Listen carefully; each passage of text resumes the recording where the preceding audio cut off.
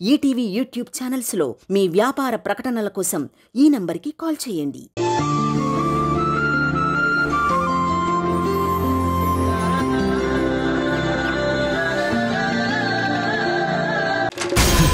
Hello, ఎవరు close చేశారు? Open చేయండి. హలో హలో, మిమ్మల్నే. ఎవరది? తలుపు తీయండి. Hello,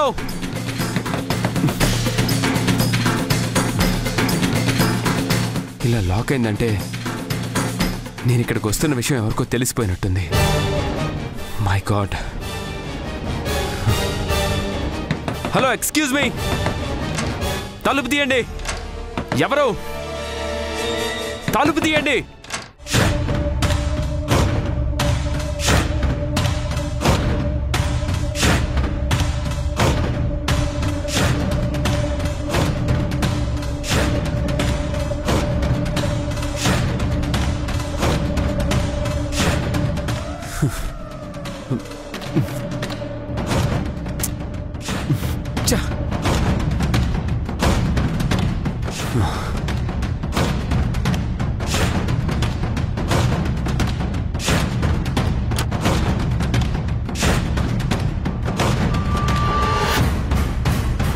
shit.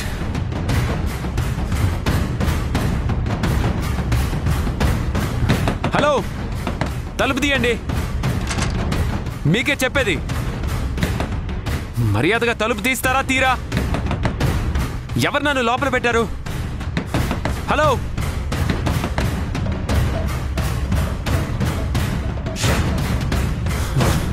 Shit.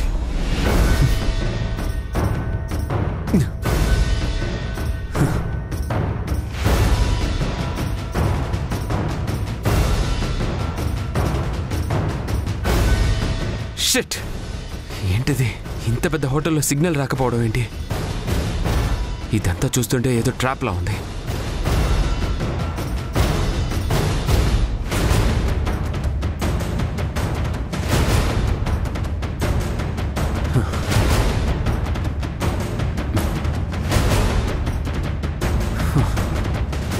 Shit. Landline కూడా ఆఫ్ చేశారేంటి? ఏమై ఉంటుంది?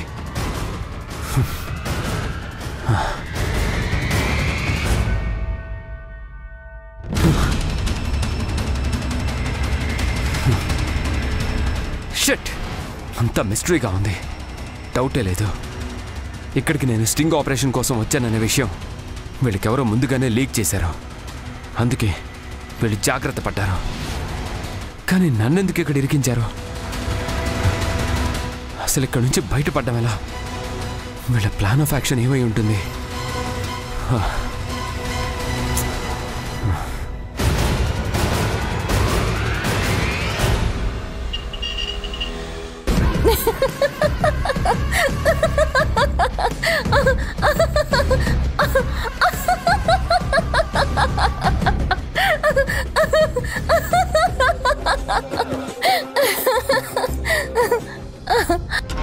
ఆ నందుని ఎవరో కావాలని ఇరికించేశారు అని, తను ఇరుక్కుపోయాడు అని రకరకాల డౌట్స్ వస్తూ ఉంటాయి. ఆ డౌట్లకి క్లారిఫికేషన్ వచ్చే లోపే జరగాల్సిన ఘోరం అంతా జరిగిపోతుంది. ఆలోచించి ఆలోచించి ఆ బుర్ర హీట్ ఎక్కిపోతుంది. మనకు కావాల్సింది కూడా అదే కదా బార్బీ. అక్కడ వాడు టెన్షన్ పడాలి, ఆ తర్వాత మేఘన టెన్షన్ పడాలి, టోటల్ గా ఫ్యామిలీ మొత్తం టెన్షన్ పడాలి. ఎవరు చేశారు, ఎలా చేశారు అని వాళ్ళకది ఎప్పటికీ అర్థం కాని ప్రశ్నలా మిగిలిపోతుంది. ఏంటి మేడం మీరు? ఎందుకు తెలీదు చెప్పండి. ఇదంతా చేసింది మీరే అన్న విషయం చాలా క్లియర్ గా నందుకు అర్థమైపోతుంది. ఎలా అర్థమవుతుంది? ఎలా ఏముంది మేడం, అసలు నందుకి ఈ ప్రోగ్రాం చెప్పింది ఎవరు? మీరే కదా. మీరు స్టింగ్ ఆపరేషన్ కి వెళ్ళమన్నారు కాబట్టే తను అక్కడికి వెళ్ళాడు. అక్కడికి వెళ్ళని తర్వాత ఇలా లాక్ చేశారు అంటే ఖచ్చితంగా మీరే చేశారు అన్న విషయం చాలా క్లియర్ గా అర్థమవుతుంది కదా మేడం. అదే బార్బీ, నీకు నాకు ఉన్న తేడా. నీకు న్యాచురల్ గా ఆలోచించడం మాత్రమే తెలుసు, కానీ నాకు అన్‌న్యాచురల్ గా ఎలా తప్పించుకోవాలో బాగా తెలుసు.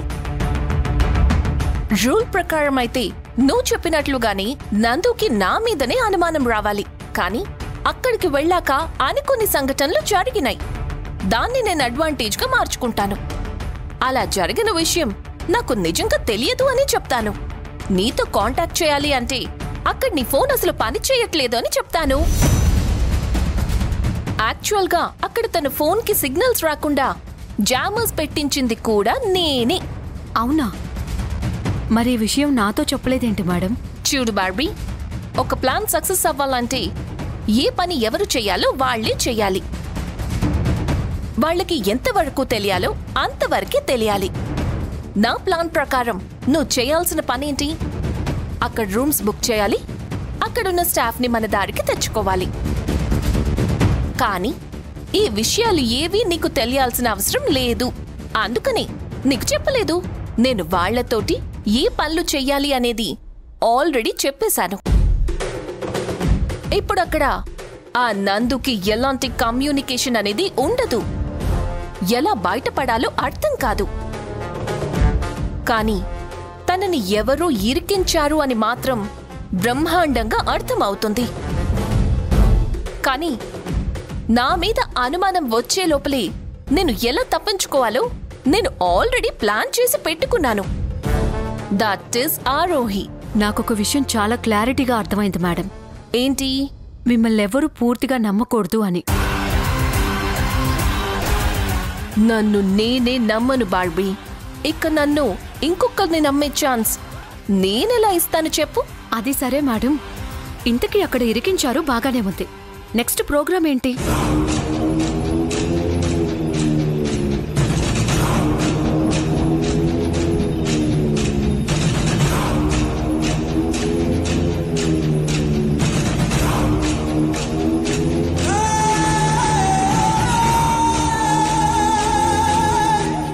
గేమ్ మన కంట్రోల్లోకి వచ్చేంత వరకే ఓడిపోతామేమోనని భయం ఉంటుంది. వన్స్ గేమ్ మన చేతిలోకి వచ్చాక గేమ్ని ఎంత ఇంట్రెస్టింగ్గా ఆడుతున్నామనేది మాత్రమే ఉంటుంది. గెలుపుని వెంటనే తీసుకోకూడదు. కాస్త ఆగాలి, ఎంజాయ్ చేయాలి, ఎదుటి వాళ్ళని ఏడిపించాలి, పరిగెత్తించాలి. ఆ తర్వాతే సక్సెస్ ని ఎంజాయ్ చేయాలి. నీకు సింహం వేట గురించి తెలుసా? సింహం ఎప్పుడూ ఈజీగా దొరికిపోయే జంతువుల మీద దాడి చెయ్యదు. పరిగెత్తే జంతువుల్ని పరిగెత్తించి వేటాడి చంపుతుంది. అది గేమ్లో ఉన్న ఎంజాయ్మెంట్. ఇప్పుడు నేను వేటాడటం మొదలు పెట్టాను. వేట ఎంత బాగుంటుందో నువ్వే చూడు.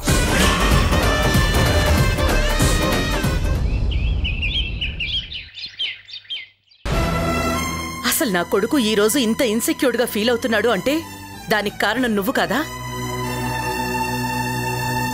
నీ భర్త కంటే నువ్వు గొప్పదానివి అనిపించుకోవాలనేగా ఇదంతా చేశావు. ఏంటి బామ్మగారు, మీరు కూడా అలా అంటారేంటి? నేనెందుకు అలా చేస్తాను చెప్పండి? అసలు నందుని తక్కువ చేయాలనే ఆలోచన నాకెందుకు వస్తుంది? ఆ మాటకొస్తే నందు నాకంటే ఎప్పుడూ గొప్పవాడే. అసలు ఈ ఫీల్డ్లో అతను నాకంటే చాలా సీనియర్. నేను నిన్నగాక మొన్న ఈ ఉద్యోగం చేయడం మొదలు పెట్టాను. అతను సాధించిన దాంతో పోల్చుకుంటే నేను నథింగ్. అలాంటిది నేనెందుకు అతనితో పోటీ పడాలనుకుంటాను? నేనెందుకు అతన్ని తక్కువ చేయాలనుకుంటాను? మీరు అనవసరంగా ఏవేవో ఊహించుకుంటున్నారు. నువ్వు చాలా తెలివిగలదానివి కదమ్మా. మరి నీ భర్త ఎందుకు ఫీల్ అవుతున్నాడో, నీ చుట్టూ ఏం జరుగుతుందో ఆ మాత్రం తెలుసుకోలేని అమాయకురాలివా నువ్వు? సరేనమ్మా, నువ్వు చేసిన స్ట్రింగ్ ఆపరేషన్లో నందుని ఎందుకు ఇన్వాల్వ్ చేయలేదు? నీకు ప్రతి క్షణం కాపలాగా ఉన్నాడు కదా. నీకు ఏ కష్టం రాకుండా కాచుకుని నిలబడ్డాడు కదా. అలాంటి వ్యక్తిని మరి నువ్వు చేసే ఆపరేషన్లో వాడిని ఎందుకు అవాయిడ్ చేశావు?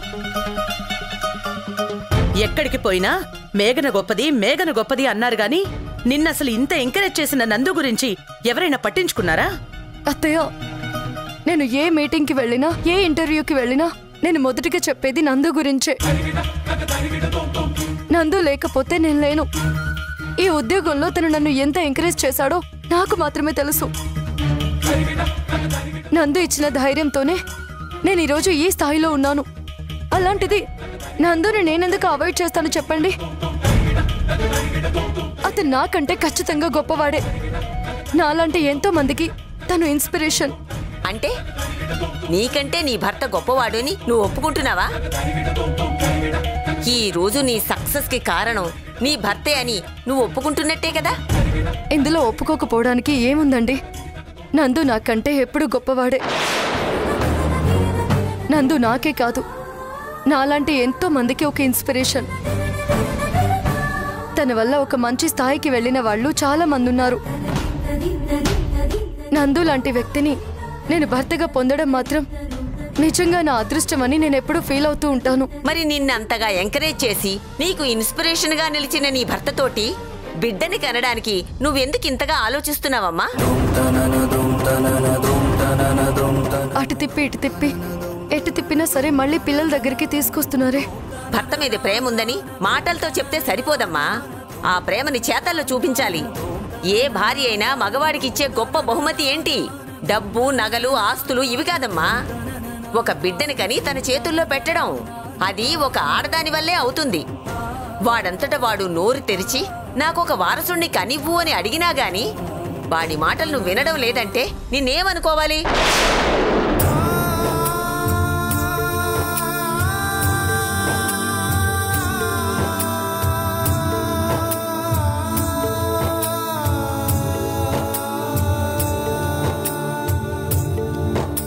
చూడు మేఘనా, జరిగిందేదో జరిగిపోయింది. ఇదంతా ఒక బ్యాడ్ టైం అనుకుందాం. చూడు, వాడు నీకు పెళ్లికి ముందిచ్చిన మాట నిజమే కావచ్చు, కానీ ఆ పరిస్థితుల్లో వాడికి నిన్ను పెళ్లి చేసుకోవడం తప్ప మరో ఆలోచన లేదు. కానీ వాడి వెనకాల ఒక కుటుంబం ఉంది, ఒక వంశం ఉంది. ఆ వంశాన్ని నిలబెట్టుకోవాల్సిన బాధ్యత వాడి మీదుంది. నీకు మాటిచ్చే టైంకి వాడికి బాధ్యతంటే ఏంటో తెలీదు. వాడి కుటుంబాన్ని, అమ్మని, నాన్నని అందరినీ వదిలేసి అక్కడ ఒంటరిగా బ్రతుకుతున్నాడు. కాబట్టి ఆ రోజు వాడు చెప్పింది నువ్వు నమ్ముంటావు. కానీ ఇప్పుడు వాడి మీద ఈ కుటుంబం పరువు మర్యాదలు నిలబడున్నాయమ్మా. వాడితోనే ఈ కుటుంబం ఆగిపోకూడదు, వారసత్వం ఉండాలి. నా బలవంతం మీదనే వాడు నీకిచ్చిన మాట తప్పాడు. ఇందులో వాడి తప్పేమీ లేదు. ఆవేశంలో నువ్వు 4 మాటలన్నావు. అదే ఆవేశంలో వాడు 4 మాటలన్నాడు. పెద్దదాన్ని నేనైనా కాస్త కంట్రోల్లో ఉండాల్సింది. నేను కూడా తట్టుకోలేక నీకు బాధ కలిగేలా మాట్లాడాను. మర్చిపోదాం, అన్నీ మర్చిపోదాం. నువ్వు చేసిన పనులన్నింటినీ నేను క్షమించేస్తాను. ఏంటత్తయ్య, క్షమిస్తారా? అసలు మీరు క్షమించేంత తప్పు నేనేం చేశానత్తయ్య? ఇచ్చిన మాట ఎందుకు తప్పావు నందు అని నేను అడగడం తప్ప? నువ్వు మాట మార్చేసినంత మాత్రాన నేను పిల్లల్ని కన్నును అని నేను నా మనసులో ఉన్న మాట ముక్కుసూటిగా చెప్పడం నా తప్ప? నన్ను క్షమించేంత గొప్ప మనసు మీకున్నా నేను క్షమాపణ అడిగేంత తప్పైతే నేనేం చేయలేదత్తయ్య.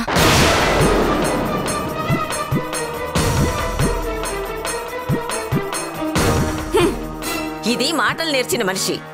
ఇలాంటి దాన్ని దారికి తీసుకురావడం అంత సులభమైన విషయం ఏమీ కాదు సులోచన. ఇక లాభం లేదు. దీన్ని పంపించేసి ఇంకొక మంచి అమ్మాయిని చూసుకోవడం బెటర్. ఏంటత్తయ్య మీరు? బియ్యంలో ఏదో 4 రాళ్లున్నాయని బియ్యం మొత్తం పారబోసుకుంటావా? పొలంలో 4 కలుపు మొక్కలున్నాయని పంటను తగలబెట్టుకుంటామా? తనలో కోపం, ఆవేశం ఉంటుంది. అది తగ్గాక తనే మామూలైపోతుంది. ఎంతైనా మేఘం లాంటి మంచి అమ్మాయిని మనం ఎక్కడి నుంచి తీసుకురాగలం అత్తయ్య? ఇది మాత్రం నిజం. పిచ్చి సులోచన, బియ్యాన్ని శుభ్రం చేసుకున్నంత సులభం కాదమ్మా. మనిషి మనసులో ఉన్న ఆలోచనల్ని కడిగి అవతల పారేయడం.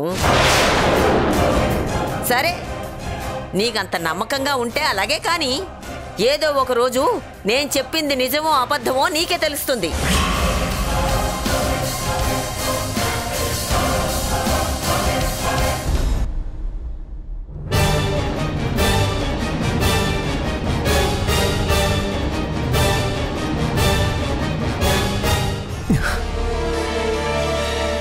హలో, ఎక్స్క్యూజ్ మీ, ఎవరున్నారు బయట? నన్ను ఇక్కడ లాక్ చేసింది ఎవరు? మర్యాదగా తలుపు తీస్తారా లేదా? నా సంగతి మీకు తెలీదు. మీరు నన్ను ఏదైనా చేయాలనుకుంటే అది మీ వల్ల కాదు. నేను రిపోర్టర్ని, నన్నేమీ చేయలేరు. మర్యాదగా తలుపు తీయండి. ఇది చాలా పెద్ద ఇష్యూ అవుతుంది. తీయండి. Hello, shit.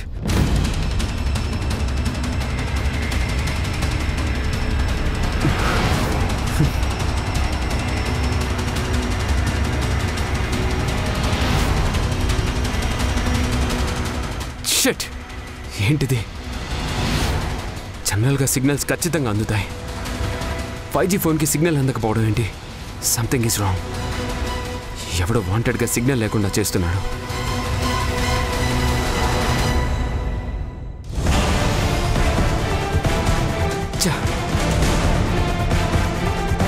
ఏంటిది? అసలు ఆరోహి చెప్పిన హోటల్ ఇదేనా? తను కరెక్ట్గానే చెప్పింది కదా. ఇదే అడ్రస్కి వచ్చాను కదా. ఒకవేళ ప్లాన్ ఏమైనా మారిందా? మారితే నాకు ముందే చెప్తుంది కదా. షిట్, ఇప్పుడేం చేయాలి? Hello, help! హలో, హలో, ఎవరైనా ఉన్నారా? హలో, ఏంటిది?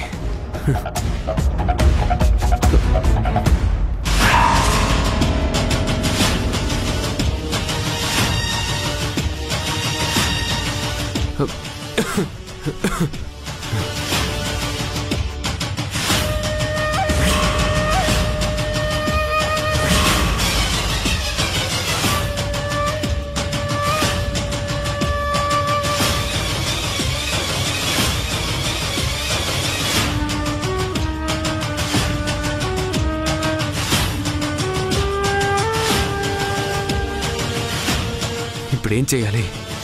ఎలా బయటపడాలి? నన్ను ఇక్కడ లాక్ చేసి వీళ్ళేం చేద్దాం అనుకుంటున్నారు? వాళ్ళ ప్లాన్కి నేను ఏదో ఒకటి ఎదురు ప్లాన్ వేయాలి.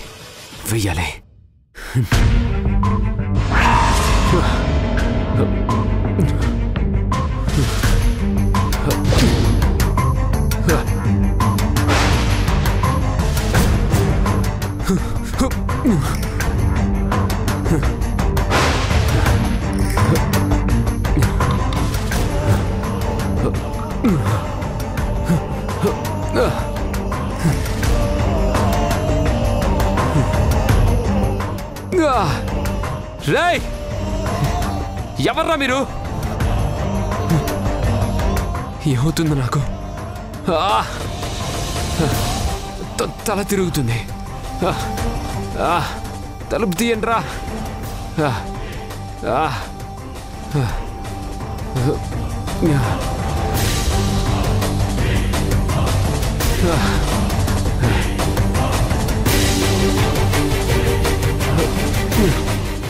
Something is wrong.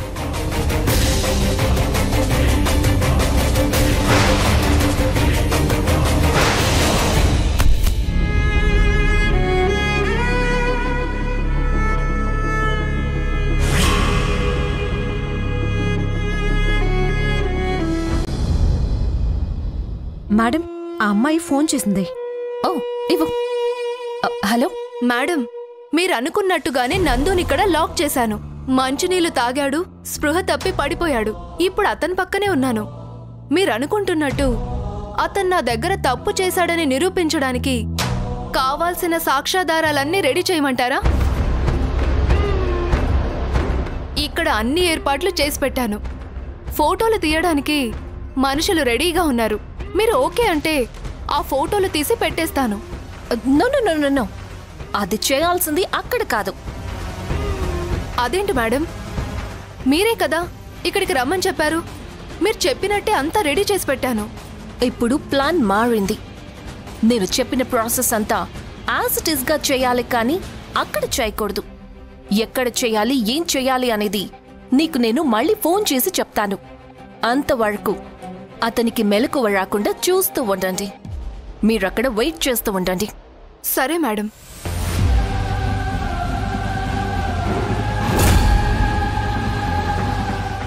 మేఘనా, నీ లైఫ్ కి చెక్కు పెట్టబోతున్నాను. నీ చేత్తో నీకన్నే పొడుచుకునేలా ప్లాన్ చేస్తున్నాను. నందుకి భయంకరమైన అవమానం జరగబోతోంది, కానీ ఆ అవమానానికి కారణం నువ్వే కాబోతున్నావు. రెడీగా ఉండు మేఘనా. నువ్వు ఎలా అయితే మా డాడీ చావుకి కారణమయ్యావు, అదే విధంగా అదే అవమానం ఈ రోజు నీ భర్తకి కూడా నీ చేతుల మీదుగా జరగబోతోంది. Be prepared.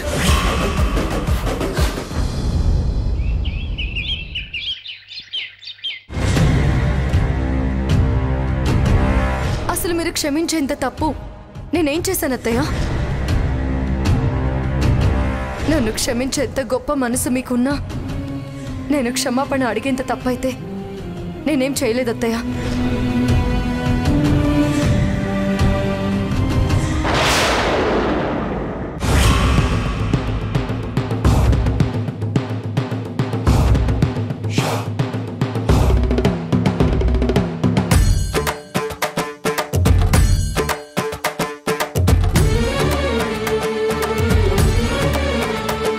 ఇది నందు చేతికుండాలి కదా, ఇక్కడెలా ఉంది?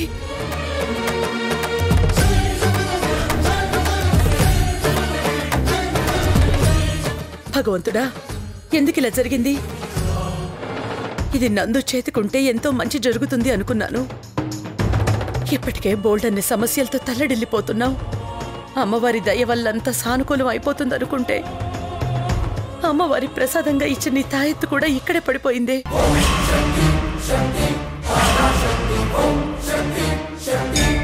ఇప్పుడు వాడు ఎక్కడున్నాడో ఏంటో, ఏ ప్రాబ్లంలో ఇరుక్కున్నాడో ఏంటో.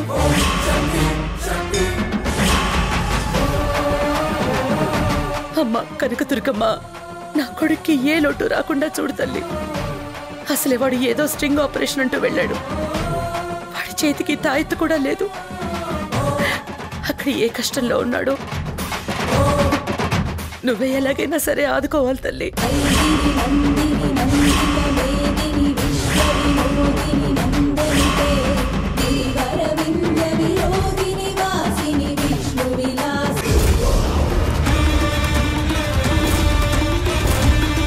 మనకొచ్చిన ఇన్ఫర్మేషన్ నిజమే శివ.